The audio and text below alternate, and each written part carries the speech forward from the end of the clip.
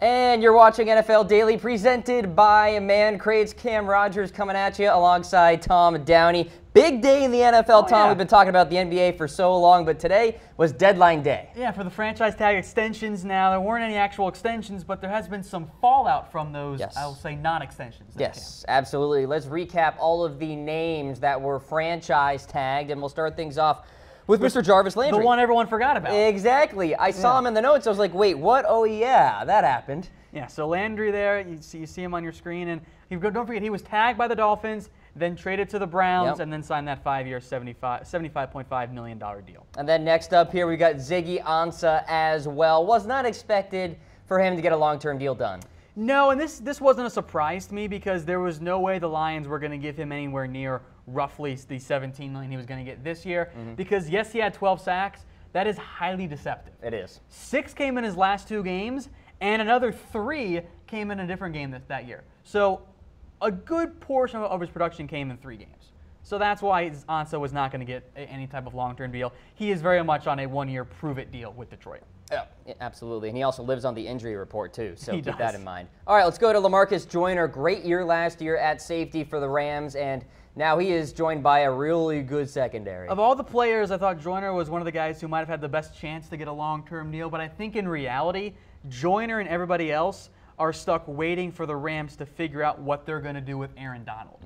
So if Donald's not signed yet, then the Rams are going to wait on Joyner. They're not going to dedicate too much cap space to that area. They're going to hold off on Joyner. So it makes sense to me that you see no long-term deal for Joyner, but I think at some point he's going to get paid in a big, big way. Overall, there was not a lot of suspense to today, and there wasn't supposed to be a lot of suspense. A lot of these guys were expected to play on the franchise tag. There was one guy who was not, Le'Veon Bell. We'll get to him later in this little segment here, but you guys are watching NFL Daily, presented by Man Crates. Do you know an awesome guy who needs a gift? At Man Crates, gifts are carefully curated like a museum, but actually exciting. They've got personalized barware, jerky, grams, and project kits designed to delight any guy out there. Mancrates.com. Awesome gifts guys love, bringing you today's NFL Daily. All right, let's talk D-Law here.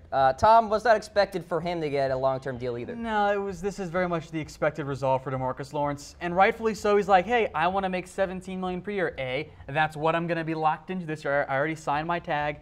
B, my agent got Olivier Vernon his massive deal, which is also $17 million a year. Why would I take less money? The Cowboys are not offering Tank anything close to the $17 million deal. They were very far apart. The Cowboys now want to see Tank do what he did in 2017 again.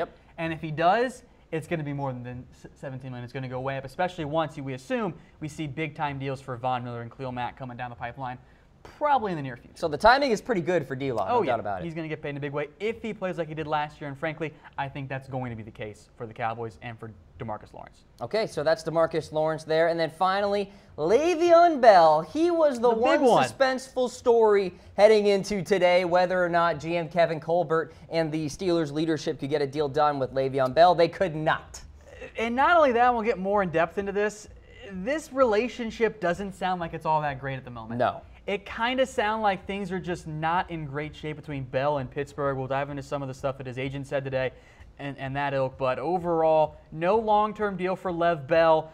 And I guess the question is, how much is he actually worth? And then that's the main issue with Pittsburgh and Lev Bell, is Lev Bell wants to get paid like an RB2 and a wide receiver. Yes. He wants to get paid more than that, though. Yeah, he wants big-time money as we stand right now. And the Steelers and Le'Veon Bell were closer in terms of negotiations than last season, but still could not get a deal done by the 4 o'clock Eastern time deadline. A lot more to talk about with Le'Veon Bell and what his agent said, but here is a little blurb of it, Tom.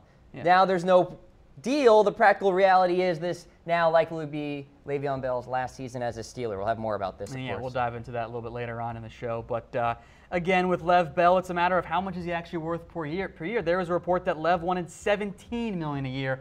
You threw out 14.5, which is more in line with the franchise tag number. I think the magic number is around 15 at most, but at a certain point, if you're Bell, when we showed you the touches numbers, in the short shelf life of an NFL halfback, do you want to commit long-term money, guaranteed money to a player that there's a real chance he's going to break down quickly? That's the nature of the halfbacks. And again, it's a roll of the dice. As we'll get to later on, it's a matter of, do you pay the position or do you pay the player?